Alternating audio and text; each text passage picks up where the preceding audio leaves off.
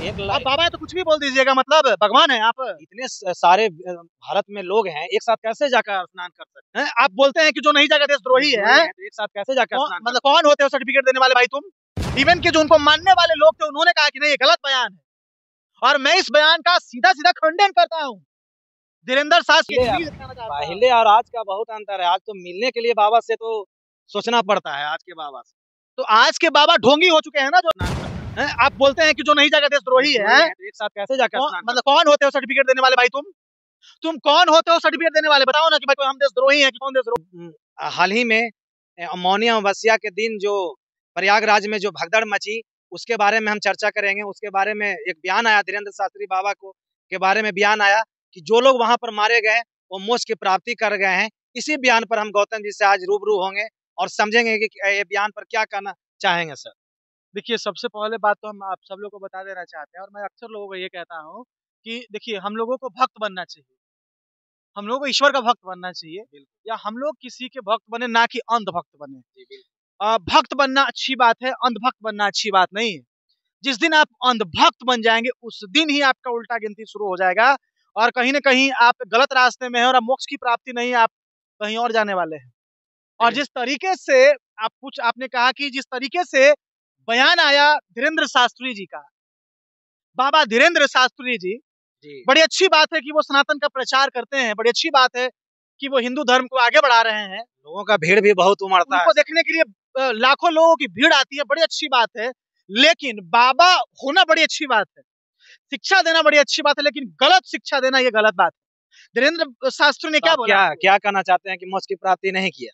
अरे, मोक्ष का प्राप्ति जब उसके अनुसार कर लिया तो उससे बढ़िया धीरेन्द्र शास्त्री जी को भी हम कहना चाहते हैं कि बाबा धीरेन्द्र शास्त्री जी, आप जो कह रहे हैं कि जो माता बहन और जो भाई और बूढ़ा बुजुर्ग लोग जो भगदड़ में दब दब कर मरा है, कुचल कुचल के मरा, जो प्यासे बिना पानी के मरा है, जो बेचैन होकर मरा है, उसके बारे में आप बेतुकी बयान दे रहे हैं, कह रहे हैं कि मोक्ष का प्राप्ति कर गया है। तो सबसे पहले तो हम चाहेंगे कि आप बाबा हैं, आप भी जाइए उस भीड़ में, और आपको लोग भी दबाएगा पैर से, आपको भी कुचलेगा, आप भी कराइएगा, और लोग कहेगा कि बाबा मोक्ष का प्राप्ति कर लिया है। ये बेवकूफी वाला बयान नहीं तो क्या है, बोलिए। देखिए, जितने भी वीआईपी ट्रीटमेंट जो आप लोग को मिलता है, नेता हो या बाबा हो, आप लोग भी तो भीड़ में जाकर स्नान कीजिए। हाँ, बिल्कुल सही बात है। यदि आप सच्चे भक्त हैं तो आप जाइए, कॉमन आदमी बनकर के स्नान करिए। ये धीरेन्द्र शास्त्री बाबा जो हैं, वीआईपी ट्रीटमेंट लेकर महाकुंभ नहाने गए थे। यदि तुम्हें डर नहीं है तो तू वीआईपी ट्रीटमेंट लेके क्यों गया नहाने के लिए? और नहाने के एक दिन पहले, मौनी अमावस्या के एक दिन पहले, यही धीरेन्द्र शास्त्री बाबा हैं, उन्होंने कहा कि जो लोग महाकुंभ में नहीं नहाने आएंगे वो देशद्रोही हैं। माने देशद्रोही का और देशभक्त का सर्टिफिकेट ही बांट रहे हैं क्या?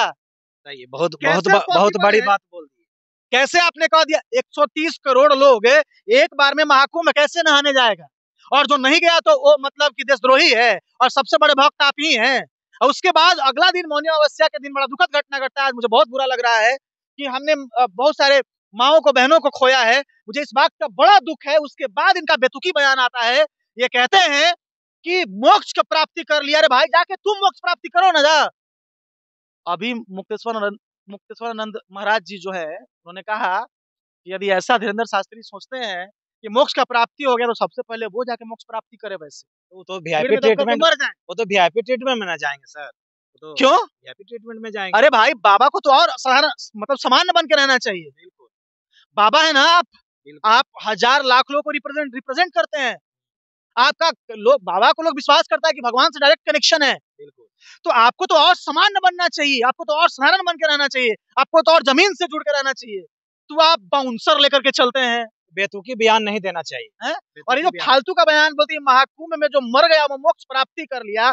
मुझे नहीं, भारत के लोग इतना मूर्ख नहीं है, सब समझते हैं। और मैं बता रहा हूं आपको कि ये बयान के बाद पूरे देश के लोगों ने इस भाई साहब को थू थू थू थू किया है। इवन के जो उनको मानने वाले लोग थे उन्होंने कहा कि नहीं ये गलत बयान है, और मैं इस बयान का सीधा सीधा खंडन करता हूं। धीरेन्द्र शास्त्री गलत है यहाँ पे, इस पे धीरेन्द्र शास्त्री के ऊपर कानूनी कार्रवाई होना चाहिए। एक बाबा है तो कुछ भी बोल दीजिएगा, मतलब भगवान है आप? इतने सारे भारत में लोग हैं, एक साथ कैसे जाकर स्नान कर सकते हैं? आप बोलते हैं कि जो नहीं जाएगा देशद्रोही है, तो एक साथ कैसे जाकर स्नान? मतलब कौन होते हो सर्टिफिकेट देने वाले भाई तुम कौन होते हो सर्टिफिकेट देने वाले? बताओ ना कि भाई हम देशद्रोही हैं कि कौन देशद्रोही है जो बिल्कुल। मतलब तुम नहा लिए तो देशभक्त हो गए, जो नहा लिया देशभक्त हो गया, और जो मर गया, मेरी मेरी माँ बहनें जो लोग मर गई वहां पे जाकर के हमारे देश के, उसके बारे में क्या बोल रहे हो कि मोक्ष प्राप्ति कर लिया।